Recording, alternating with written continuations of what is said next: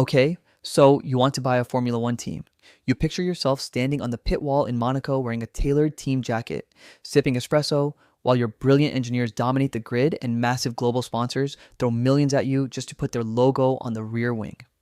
You imagine yourself traveling the world in a private jet, effectively getting paid to be part of the most glamorous traveling circus on the planet while the team prints passive income for you in the background.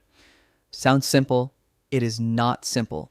And the story of how Formula One teams actually make money and how they actually die is one of the strangest stories in all of professional sports. If you decide you want to build a team entirely from scratch, the financial barrier to entry is almost incomprehensible.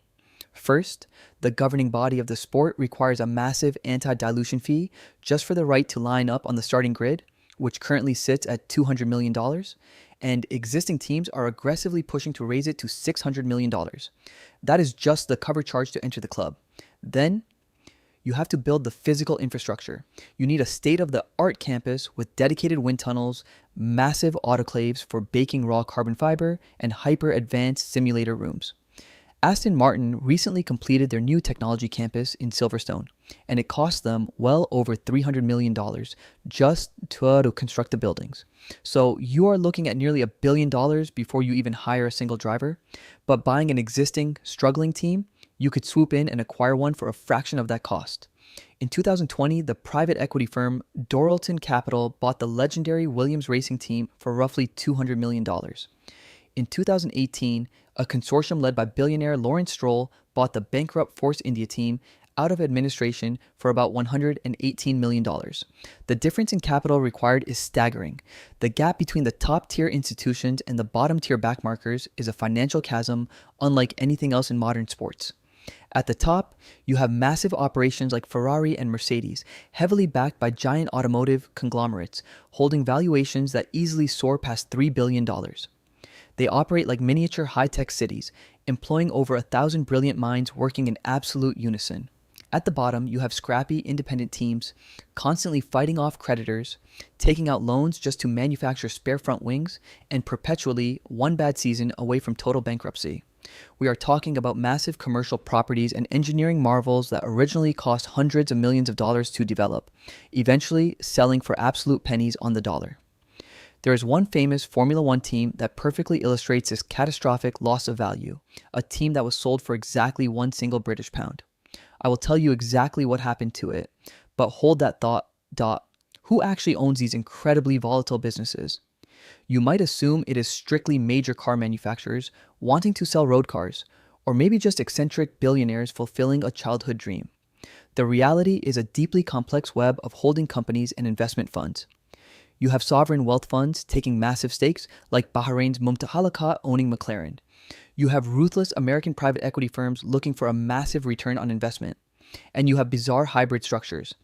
The Mercedes Formula One team, for example, is uniquely split into thirds. It is owned 33% by the Mercedes-Benz Automotive Group, 33% by Ineos, which is a massive global chemical conglomerate, and 33% by Toto Wolff, an Austrian billionaire who also acts as a team principal. The ownership structures are deliberately convoluted, holding companies designed to shield the massive liabilities of the racing operations from the parent organizations. But whether you are a heavily subsidized manufacturer or a scrappy private equity firm, you face the exact same brutal financial reality. If you buy a team, there are 3 hidden costs that will catch you completely off guard and drain your bank account faster than you can imagine. First, inherited contracts. If you are not a major car manufacturer, you do not build your own engines. You are forced to lease them. You will inherit a customer engine supply contract that forces you to pay a rival team like Mercedes or Ferrari upwards of $15 to $20 million every single year, just to rent their hybrid power units. You are literally funding the research and development of the teams you are trying to beat. Second, deferred maintenance.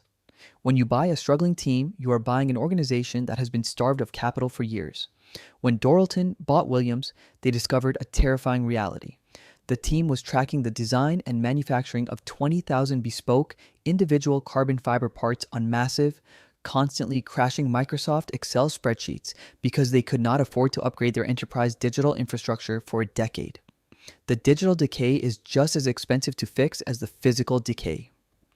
Third, the industry trap. This is the Concord Agreement, the secretive commercial contract that binds the teams, the governing body, and the commercial rights holders. This contract contains a trap that heavily biases the legacy teams. It guarantees a team like Ferrari a massive heritage bonus, meaning they get handed tens of millions of dollars from the prize pool every single year before a single race is even run, simply for being Ferrari. As a new owner, you are structurally handicapped from day one, fighting for the financial scraps while subsidizing your richest competitor. How is the money actually made? It comes in exactly 4 layers of income, and we will peel them back one at a time. Layer 1 is the prize money. This is the big obvious one. Formula One. Management distributes roughly $1 billion a year to the teams based purely on where they finish in the Constructors' Championship standings. Finish first, you get a massive payout. Finish last, you get the absolute bare minimum. This money comes from massive global television broadcasting rights and exorbitant fees paid by countries like Saudi Arabia and Qatar just to host a race. Layer 2 is corporate sponsorships. This goes far beyond putting a sticker on a car. A title sponsor like Oracle pays Red Bull Racing roughly $300 million over a 5-year contract. They are buying global brand visibility, but they're also buying into an elite business-to-business networking club. Layer 3 is the pay drivers. In any normal sport, you pay your top athletes millions of dollars. In Formula One, the dynamic is often completely flipped. If a team is desperate for cash, they will hire a mediocre driver whose billionaire father or national oil company is willing to bring $30 million in corporate backing directly to the team just to secure the seat. You're not paying them, they're paying you to drive your car. Layer 4 is the most surprising, and it is where the real genius of the economics shines. It is business-to-business technology transfer. Teams like McLaren and Williams operate entirely separate applied technology divisions. They take the ultra-lightweight carbon fiber composites, the advanced aerodynamics, and the kinetic energy recovery systems they invent for the racetrack, and they sell them as highly classified consulting services to the aerospace industry, military defense contractors, and even medical device manufacturers. Your race team is secretly a high-end engineering consulting firm, but if you want to know what truly drives profit margins, look at the paddock. The VIP Paddock Club, Hospitality Suite, a temporary structure built right above the team garages where you sell exclusive weekend passes for $10,000 a ticket, earns more per square foot than the massive multi-million-dollar wind tunnel back at the factory. Read that again. The tiny room where wealthy socialites drink champagne and eat caviar outperforms the absolute pinnacle of aerodynamic testing, real estate. But then we look at the expense side of the ledger and the fantasy truly evaporates. Labor is an astronomical cost. You are employing hundreds of the smartest aerospace engineers, aerodynamicists, and mechanics on Earth. Then there are the massive energy costs required to run hyper-advanced wind tunnels and carbon fiber baking ovens 24 hours a day. There are exorbitant insurance premiums required to cover prototype vehicles flying around concrete street circuits at 200 miles per hour. And there is the relentless cost of compliance. The sport now operates under a strict cost cap, which limits spending on car performance to around $135 million. But this cap explicitly excludes driver salaries, the salaries of your top 3 executives, and your entire marketing department, meaning a top team is still burning well over $300 million a year. But the most shocking expense is the geographic penalty, and there is a massive cost difference depending on where you are headquartered. If your team is based in the United Kingdom's famed Motorsport Valley in Oxfordshire, you enjoy incredible tax breaks, localized engineering talent, and a clustered supply chain where every specialized part manufacturer is just down the road. But if you are the Sauber team, based in Hinwil, Switzerland, you are financially crippled by geography. You are forced to pay massive Swiss corporate taxes and exorbitant Swiss-level salaries just to remain competitive. Even worse, your prize money and sponsorship deals are paid in dollars and euros, but your operating costs are in Swiss francs. You lose millions of dollars every single year simply to the volatility of global currency exchange rates. And here's the trap almost nobody sees coming. It is the fundamental structural weakness that the entire Formula One business model secretly depends on. It is the FIA engine and aerodynamic regulations. In a normal business, if you build a great product, you can sell it for years. In Formula One, you do not own the rules of the game. You can spend $500 million mastering the current aerodynamic formula, building the fastest car on the planet. But overnight, the governing body can announce a radical regulation change for the following season to level the playing field. If your engineers misinterpret the new rulebook, your car instantly plummets to the back of the grid. All of your historical engineering data becomes instantly worthless. Your commercial value, your sponsor appeal, and your prize money can be completely wiped out in a single afternoon by a regulatory body that you do not control. Let us go back to that famous team I mentioned earlier to see what happens when the math stops working and how fortunes can flip in an instant. Let us look at the Honda Racing Formula One team. Throughout the early 2000s, Honda pumped hundreds of millions of dollars into their factory team, building massive wind tunnels and hiring top talent.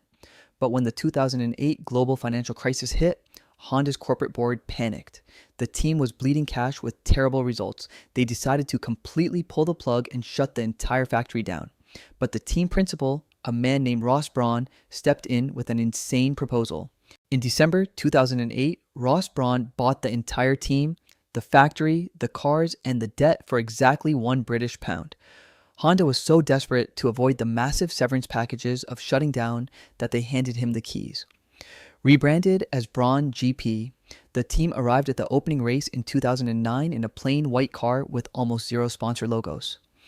But Brawn's engineers had discovered a massive, completely legal loophole in the new aerodynamic regulations called the double diffuser. The car was an absolute rocket ship. They shocked the world, winning 6 of the first 7 races.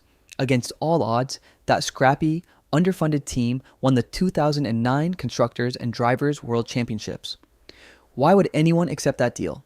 Because Ross Brawn knew what Honda did not. He knew the asset was deeply undervalued.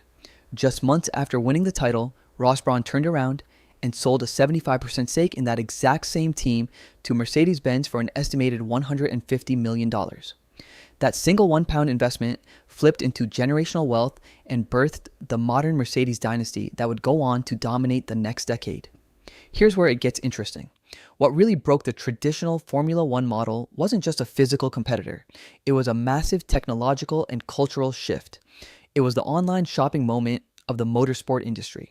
It was the introduction of Liberty Media's closed franchise financial model combined with the Netflix documentary series Drive to Survive.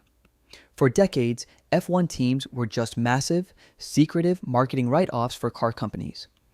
They burned cash endlessly with no hope of turning a profit. But Liberty Media locked down the grid, preventing new teams from entering easily, and instituted the strict cost cap to stop the financial bleeding. Then Netflix opened the garage doors to the public. Suddenly, the drivers were no longer just helmeted corporate robots. They were highly emotional, global reality television stars. The core product of Formula One, which used to be pure engineering supremacy, was permanently commoditized by narrative drama. The screen delivered a product that the racetrack alone could never achieve. How did the survivors adapt? The smart teams realized they could no longer compete simply by selling advertising space on a fast car. They had to sell what a digital screen or a competitor cannot deliver: absolute physical exclusivity and a premium global lifestyle brand. They pivoted hard into becoming luxury media companies that happened to race cars. They launched massive esports divisions, collaborated on high-end streetwear fashion lines, and started hosting incredibly lucrative, hyper-exclusive experiential events for billionaires.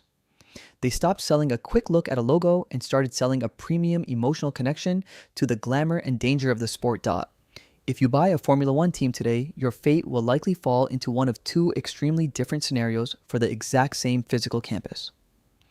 In the optimistic year, your lead aerodynamicist finds a brilliant, totally legal gray area in the floor regulations. Your car is suddenly half a second faster per lap. You jump from 8th to 4th in the Constructors' Championship.